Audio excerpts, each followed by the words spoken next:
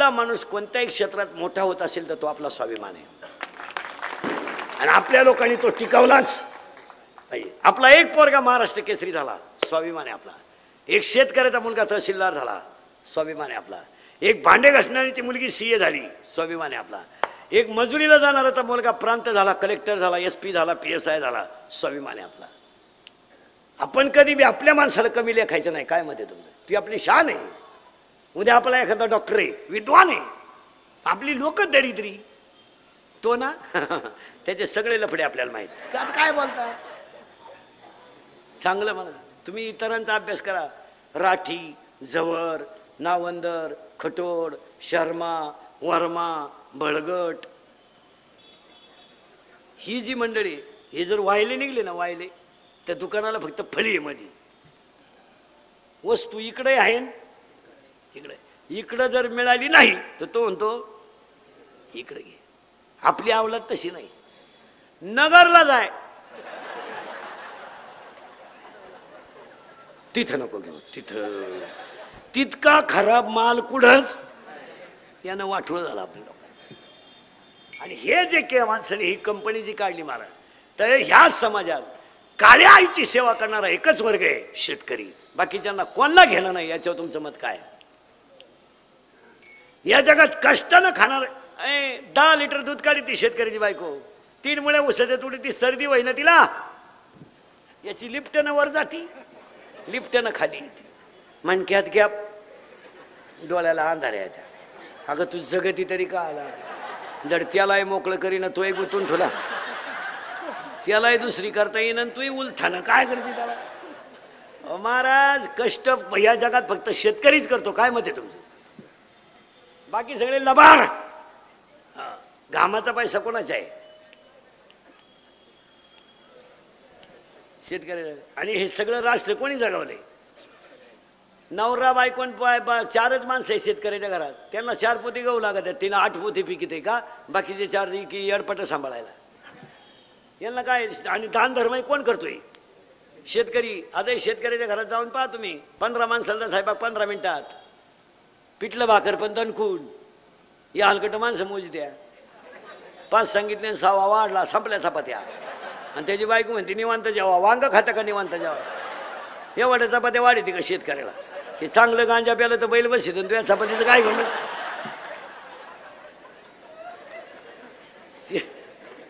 शेतकऱ्याच्या बायकोला चहा ठेवायला लावा, तांब्यातलं पाणी डायरेक्ट पातेल्यात होती ती. हे दरी तरी तसं नाही. अगं पाजी तीच का आलंबर राहिला. शेतकऱ्याच्या घरात अजून आरोळी देऊन चहा येतो. अनारे चहा वजन आहे. हे हलकटांत तसं नाही. हे खिडकीजवळ जाते आय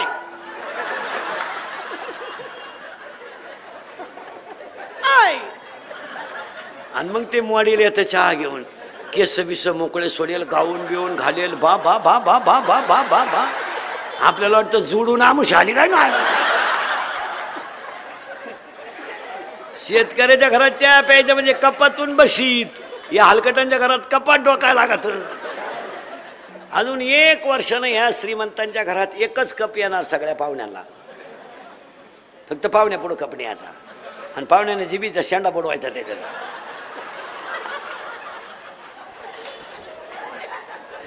आणि त्या बाईनं म्हणायचं बाबाचा प्रसाद घे. आग लाव त्या प्रसाद. अरे सोनं ते सोनं, सोनं ते सोनं, शेतकरी तो शेतकरी. हो. आता ऐका, मग ह्या कंपनीची गरज का?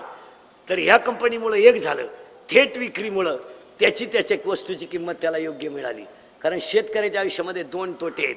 एक, त्याचं जगणं निसर्गाच्या हातात आहे, आणि 2, त्याने कमवलेल्या मालाचा भाव ठरवण्याचा अधिकार त्याला नाही. आणि या 2 गोष्टीमुळं शेतकरी माग आहे. नाही तर तो कोणालाच खात नाही. शेतकरी फुगीर आहे. त्याला असं कोणचे भोंगे घेऊन बोंबलं तिंडायची गरज नाही. ते आता गुतलंय म्हणून गंमत झाली त्याची. ते खात नाही कोणाला, त्याला काय गरज आहे? त्याचं दूध करा बरं 50 रुपये लिटर, ते माणसं उडीत का नाही दिवसा? बरं ते गुतलंय म्हणजे गंमत. ते पाहत आहे 2 लाखाची वाटी येतात का काय नाही, तर ते त्याला गरज नाही. मला तो मुळात राजा आहे. शेतकरी मुळात त्याला जर योग्य भाव मिळाला ना, आणि शेतीनं जर निसर्गानं साथ दिली ना, ते खात नाही कोणाला. खाईल ते. त्याच कोणाला रामराम घाला येणं का ते म्हणते फळ मला साखरपुड्याला येतो का रोप लावाय आलं नाग लाव त्या साखरपुड्याला झाल ते फुगी रे त्याला गरज नाही. पण ती गंमत आहे झाली ती गुंतलं दोन गोष्टीत. शेती गेली त्याची निसर्गाव आणि त्याने पिकवलेल्या मालाचा भाव ठरवण्याचा अधिकार त्याला नाही. आणि ह्या कंपन्यांमुळे निदान एवढा फायदा झाला की त्याचा माल त्याला कधीतरी तरी विकता येईल. कारण शेती आता आणि परत सांगून ठेवतो या देशात एक दिवस तरी शेतकरी राजा होणार आहे हे ध्यानात ठेवा. थोडे दिवस आलेत आता कंपन्यावाल्यांचा कार्यक्रम जवळजवळ हे MIT मधले ते आले पिठले आता त्यांचा विषय मिटला. पोरांनो D.Ed बंद झाले. B.Ed नीट उत्तर द्या. B.Ed बंद झालं. D.Ed बंद झालं. ATD बंद झालं. डिप्लोमाला जवळजवळ कुलूप लागले. 10 वर्षात इंग्लिश मिडियमला कुलूप. मग ह्या देशात एक दिवस बुलेटला हॉर्न शेतकरीच वाजवणार. राजकारणाचंही जवळजवळ भोजापूर झाले काय त्याच्यात राहिलं नाही काय. त्यात उगाच नाही घरी काम म्हणून हिंडायचं नाही तर त्याच्यातही काय राहिलं नाही. आता राजकारणात काय दम राहिला आता काय दम राहिला. 3 महिने एकमेकाला मोकार शिव्या दिल्या ना आता एका कोंबडी उकुदली आपण बसलो ना बांबू आपलं झालं वाटोळं आपण म्हणलो ते काच ते आहे ना काच. तेव्हा कार्यकर्ते मंडळी भाऊ आता बास करा जरा आमच्या टोळीत या एवढी गळ्यात लटकवा. तिकडे काय राहिलं नाही आता मला काय राहिले कार्यकर्त्यांना घरातही काय राहिलं नाही. ते शेतकऱ्याच्या घरातली बायको गेल्या गेल्या निदान पाणी तरी घेऊन येते. हे कार्यकर्त्यांच्या बायका पाणी बिली नाही आणती. पप्या पप्या त्याला विचार खायचंय का कोणला त्याला का तो बाहेरून खाऊन आलाय पाय. राजा शेतकरी आहे हो. आणि शेती परवडत का नाही याची कारणं सांगतो. आता हे कंपनीची तर भरभराटी होणार आणि ही काळाची गरज आहे. आता तुम्ही म्हणाल महाराज तुम्ही शेतीवर बोला. शेतीवर मुद्दा कीर्तन शेतकऱ्यासाठी शेतीतलं उत्पन्न पहिल्यापेक्षा कमी झालंय मान्य आहे तुम्हाला. हा म्हणा नाही तर नाही म्हणा. 70चं ॲव्हरेज 35वर आलंय एकरी. यंदा तर तुऱ्यामुळं 35 निघालं. तुऱ्यामुळं ॲव्हरेज आणि यंदा उत्पन्न उसाचं ॲव्हरेज यंदा पहिल्यासारखं नाही. मग आता तुम्ही म्हणा शेती तोट्यात काय यायला लागली त्याला एक 5-6 कारणं सांगतो. पटले 10 म्हणा. वारंवार त्याच जमिनीत तेच पीक घेतल्यामुळं जमिनीची उत्पादन क्षमता कमी झाली यावर आपलं मत काय. वारंवार तेच पीक मेला हुस तुटला जूनला रोटा 1/6 लागवड पुन्हा 18 महिने त्याच्याकडं पैसा नाही. परिणाम काय झाला शेती थोडी जरी असली ना महाराज तर थोडासा गॅप घ्यायचा. काय मध्ये तुमचं चेंज करा ते पीक. आता समजा ज्यांचे ऊस तुटलेत ना आता 6व्यापर्यंत तर काही लागवड करायची नाही ना. मग 3 महिन्यामध्ये गहू निघून जाते 3 महिन्यामध्ये मका निघून जाईल. पण त्या जमिनीला मिनरल सॉल्ट वेगळे मिळतील. वारंवार त्याच जमिनीत तेच पीक घेतल्यामुळं जमिनीची उत्पादन क्षमता कमी झाली हे तुम्हाला मान्यच करावं लागेल. 2 केमिकल युक्त जेवढी औषध आहेत टाटामेट्री निरा 71 राऊंडअप गोल M45 M35 अविनाश तुम्ही निरा 71 बांधाला मारा आणि 2-3 दिवसानं जा गवत जाते पण ती जागा फुसफुशीत होते. पाय जातो ज्यामध्ये जमिनीतल्या बॅक्टेरिया गायब झाल्या. परिणाम काय झालाय शेणखतच जमिनीला मिळत नाही. म्हणजे पिकाला लागणारं पोषक मिनरल जे आहे ते आपल्या जमिनीत राहिलं. हे मान्य आहे का सांगा. 4थं वाक्य शेतीला पूर्वी बांध असायचे बांध आणि बांधावर बाबळीची लिंबाची आंब्याची झाडं राहायची खोडं मोठमोठी राहायची. ती झाडं का राहायची. आज बांध गेला पोल आला झाड राहिलं नाही. त्या पिकाला ऑक्सिजन आणि कार्बन डायऑक्साईडच मिळत नाही. झाडामुळे त्या पिकाला काय मिळायचा. परत सायंटिफिक भाषेत सांगा शाळेतल्या पोरांना एक माणूस 24 तासात 21,600 वेळा श्वास घेतो. एक माणूस 24 तासात 21,600 वेळा श्वास घेतो म्हणजे आता आणि बाहेर. त्याला 3 सिलेंडरच्या टाक्या एवढा वायू लागतो एका माणसाला 24 तासात. एका टाकीची किंमत 900 रुपये आहे. 2700 रुपयाचा वायू एक माणूस निसर्गातून रोज फुकट घेतो. किती तासात? 24 तासात. मग एका माणसानं जर एक झाड जगवलं शेतीच्या बांधावर तर त्या झाडांमधून मिळणारा जो ऑक्सिजन आहे, जो कार्बन डायऑक्साईड आहे, तो त्या पिकाला पोषक ठरेल. तुमचं काय मत आहे? पण झाड ठेवायचं नाही असं ठरवून टाकलंय आपण. झाड ठेवायचं नाही. आणि 4थं कारण झालं शेतीला. 1 बांध राहिले नाही, शेणखत राहिलं नाही, वारंवार त्या जमिनीत तेच पीक. आणि 4 शेतीला पाण्याचं नियोजन नाही. आता यातल्या 70% लोकांनी गहू टाकले असतील. टाकले. आंबवणी दिलं ना तुम्ही, भरला ना गहू, फुल भरला का नुसतं ओलं केलं?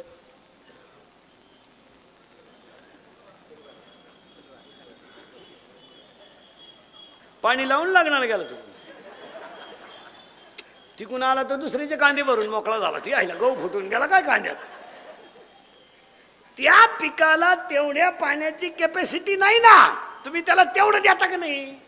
शेतकरी माणसं आहेत. मला एक सांगा, गाईला वासरू झाल्या झाल्या तुम्ही त्याला थोडा चिक पाजिता का 4 सड फुल पाजिता? का बरं? त्याला 4 सड फुल पाजा ना, परत गाईजवळ वासरून याचा ताणच नाही, वासरू जागणारच नाही. त्या वासराची दूध पेण्याची कॅपॅसिटी नाही, त्याच्यापेक्षा तुम्ही त्याला जास्त दूध देण्यात मजा नाही. उतरलेल्या गावाची तेवढं पाणी सहन करण्याची ताकदच नाही, तर तुम्ही त्याला तेवढं पाणी देण्याची काही. उभं राहा ना, काय फरक पडला? उभं राहा ना, फक्त शेवटच्या टोकापर्यंत जाऊ द्या. जिरेपर्यंत भरतोय वाफा. हो, काही काही जुने शेतकरी तर इतके हुशार आहेत, घासाचा पूर्ण वाफा कधी भरत नाहीत. ते शेतकरी हुशार आहे, अर्ध्या वाफ्याजवळ उभा राहतो आणि अर्ध्या वाफ्यापाशी आला लगेच तो बाऱ्याकडे येतो. त्याला माहिती मी बाऱ्याकडे येईपर्यंत आणि तेवढ्या लागणाऱ्या वेळेपर्यंत पुढचा वाफा भरतो. त्यांचे घास 3-3 वर्ष टिकत्या. आणि जे घासाला पाणी लावून प्रचाराला जात्या 3ऱ्या महिन्यात गोगलगाय आली. कॅपॅसिटी राहिली नाही. मला जमिनीची कॅपॅसिटी तपासा. एक तर तुमच्या माझ्या जमिनीची काय झाली, कॅपॅसिटी उत्पन्नाची राहिली नाही. म्हणून आता दुसरी गोष्ट, शेतकऱ्याला पाण्याचं नियोजन नाही, झाडं नाहीत, खत नाही, शेणखत नाही. आणि दुसरी गोष्ट पाण्याचं नियोजन नाही, बांधाला झाडं नाही, वारंवार तेच पीक. आणि शेतकऱ्याच्या घरात खर्चाला हिशोब नाही. आता हे जेवढे शेतकऱ्यांचे सत्कार झाले ना मगाशी, याच्यामध्ये सगळ्यांमध्ये श्रेष्ठ माणसं ते गाईच्या दुधावाले निघतील. कारण या 10 वर्षामध्ये तुमच्या माझ्या घरामध्ये चूल जर कोणी पेटवली असेल तर फक्त गायीनंच पेटवली. आज तुमच्या माझ्या अंगात चांगला कपडा दिसतोय आणि तुमच्या माझ्या बायकोच्या गालावर हसू दिसतंय, ही सगळी गायीची पुण्य आहे. काय मत आहे तुमचं? आज आपल्या लोकांमधून गायी जर वजा केली ना, आहे काय आपल्याकडे? काय आज आपल्या अंगावर कपडे आणि कालवणाला तेल हे कुणी ठेवलंय? गायीने ठेवलंय. आणि 6वी गोष्ट शेतकऱ्याला सांगून ठेवतो, मी स्वतः शेतकरी चांगला. शेतीला साईड बिझनेसच पाहिजे, नुसत्या शेतीवर सूत्र बसणार नाही. कधीच नाही, कधीच नाही. अहो 10 वर्षानं डाव लागलाय कांद्याचा. 10 वर्षानं. ते पेपरवाले, हे कॅमेरे फेमेरेवाले, मीडिया फेड्यावाले यांनी मोकार कौतुक केलं त्याचं, लय वाव आलं, लय भाव आला. परत दिसपासून का कोणी म्हणा ना काही. आता ज्यांनी लावले त्यांचे 2-2 वर्षाचे, 2-2 महिन्याचे कांदे झालेत. खालून हालानच गडी. 2-2 बसलेले बरेच लोकांचे कांदे 2-2 महिन्याचे होऊन गेले. खाली काही येईनच त्याला. अहो हवामान नाही एवढंच कांदा आहे. आता नाही बा म्हणणार कोणी, पण एकच दिवस कांदा गेला बाप्पा, नाही एखादा दिवस गेला असं. फार पेपरावाले मीडियावाले रेज झाले बा. कांद्याने वांदा केला, करू दे, करू दे ना, होऊ दे ना कांदा. मी मागं म्हणलं होतं एकदा 6 महिन्यापूर्वी, कांदा 200 रुपये किलो होऊ दे. झालाच आपले वाक्य खोटे नाही तर. कधी अरे भाऊन द्या 200-400 रुपये किलो कांदा. ते शेतकऱ्याच्या घरात कधीतरी भाज्याचा वास निघू द्या, कधी त्याला चांगलं मिळू द्या, त्याच्या बायकोच्या गालावर हसू येऊ द्या.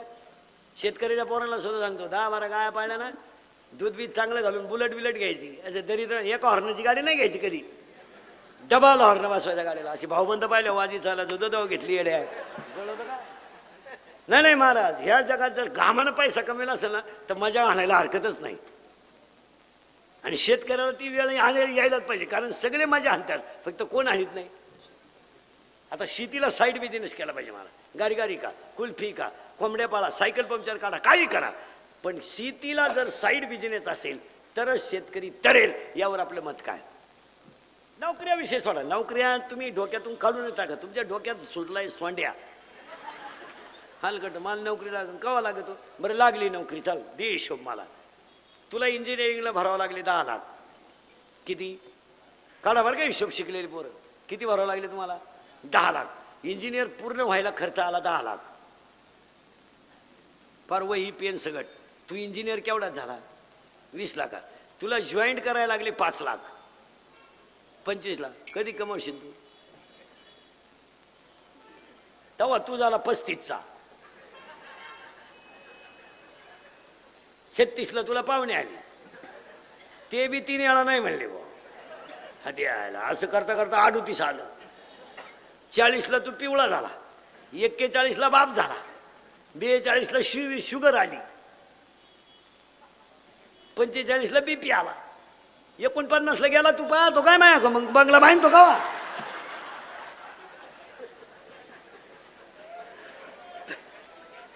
आणि असे कितीतरी गेले नाहीत? किती रिटायर झाले, काही परमनंट नाही झाले. काहींचे पोरं लग्नाला आले पण बापाला पगार नाही. बरं, सहकारात नोकरी करणं सोपं नाही राहिलं आता. ज्यानं नोकरी लावलं त्याचा मरेपर्यंत प्रचार करा. विरोधी पक्षाच्या सभेला जरी दिसला सस्पेंड जागारी. त्याच्यापेक्षा कुल्फी का ना, पडला उतर म्हशी बांधला ना 150 रुपये म्हशी. दिवसभर 3 भेटल्या, झोप लिंबा खाली. महाराज ही व्यावसायिक मंडळ. मला तुम्हाला एक वाक्य सांगा, 11ला बाई कामाला येते, 5ला जाते. सध्या 4:30ला अंधार पडतोय. 200 रुपये रोज आहे.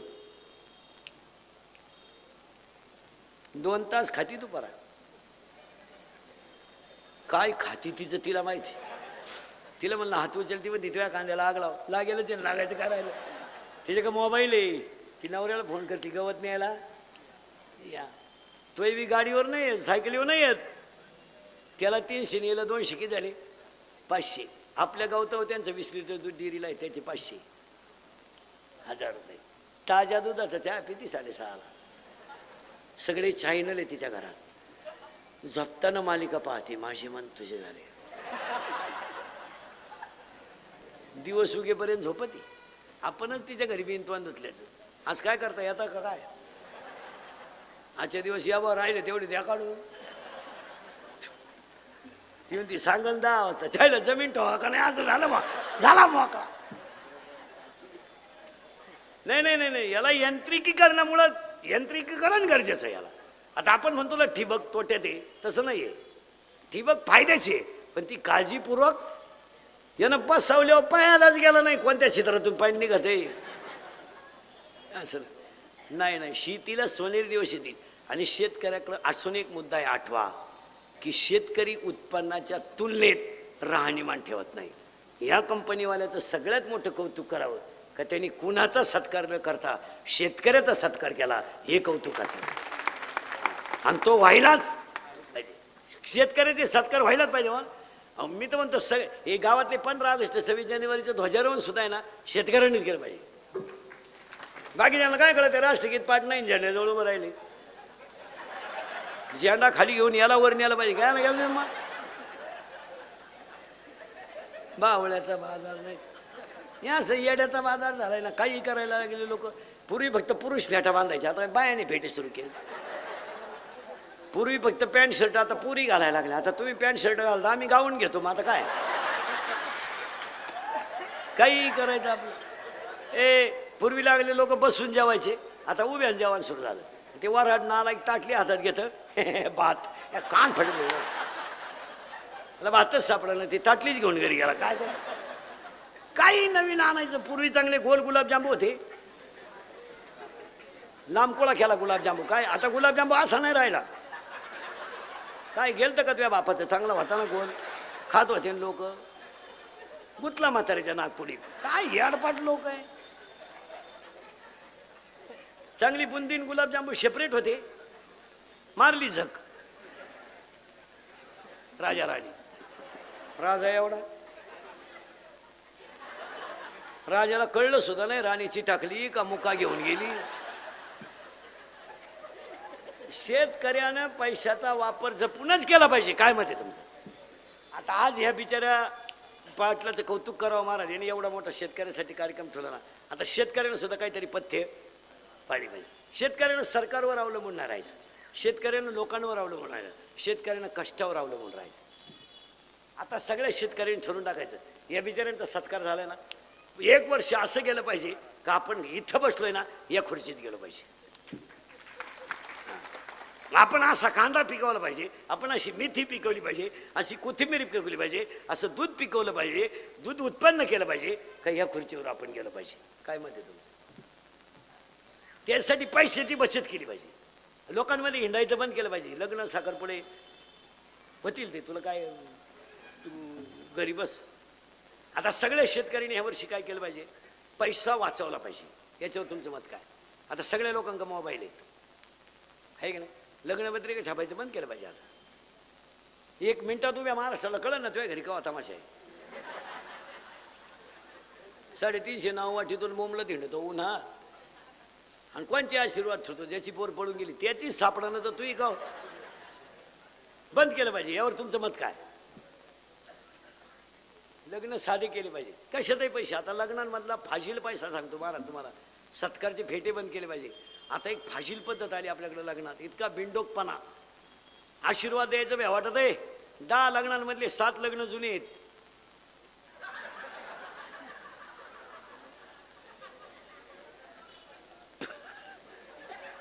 द्यावा वाटत आशीर्वाद द्यावा काय वाटुळं झालं पार. द्यायचंच नाही मला, बंद करून टाकायच्या गोष्टी, कंट्रोल केलं पाहिजे. आता लग्नात एक पद्धत आली,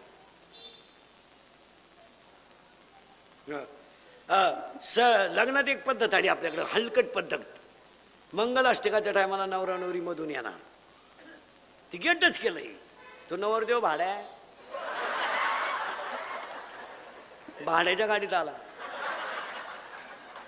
35 रुपयाचा चष्मा घेतो लिंबा खालचा, तो हायवेला मिळतो ना, तो आता 100ला झालाय ना, तर 35लाच होता पहिला. आणि त्याच्या संग ते चपटीसाठी लटकेल 2-4 याडपाट. त्या नवरी माग मोकार कलवऱ्या. म्हणजे लग्न नवरीचं आणि ब्युटी पार्लरला कलवरी जाते. बरं, ब्युटी पार्लरला गेल्यावर 4 गोष्टी करावं लागत्या पोरीनं. पहिलं फेसिंग करावं लागतं, नंतर मिक्सिंग करावं लागतं, नंतर सिऱ्या मिक्स करावं लागतं, नंतर हेअर सेटिंग करावं लागतं. असा 21 दिवसाचा कोर्स येतो. फेसिंग म्हणजे खड्डे भरणे आणि डांबर वतणे. मिक्सिंग म्हणजे याला सेप देणे, आणि सिरेमिक्स म्हणजे इथल्या फटीत चमकी भरणे. आणि हेअर सिटिंग मध्ये 3 पायऱ्या आहेत. पहिल्यांदा केस धुवून घ्यायचे, मोकळे करायचे पूर्ण, आणि मग त्याला एक फुगा करायचा इथं मध्ये. ही बाजू अशी खाली दाबायची, म्हणजे इकडं लसणाचा वाफा, इकडं कांद्याचा वाफा, मध्ये डोंगळा, याला म्हणायचं पॉप. आणि ही बाजू पुढं मोडपायची आणि एक बोट अशी तोंडावर आली पाहिजे, याला म्हणायचं देवयानी. आणि तिसरा एक भांग आहे, याच बाजू बांधायची, ही मोकळी. चला हवा येऊ द्या. अहो कलवरीने असं केलं, नवरदेव घोड्यावरून पडलं, पाहता काय माय.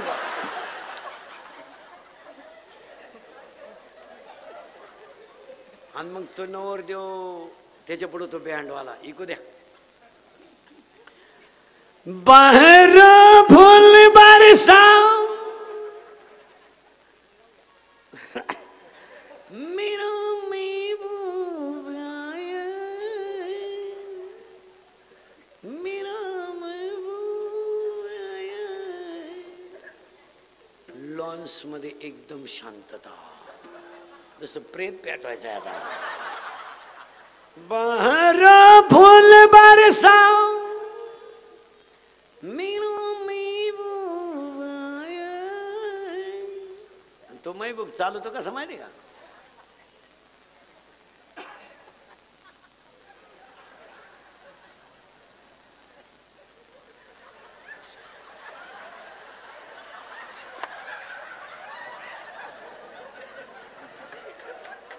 आणि त्याच्या पुढे फुलं टाकेत. अरे बाटलीची बुच टाका, बेवडे दे.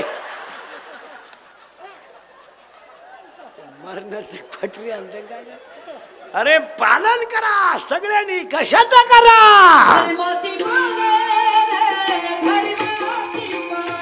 हो हो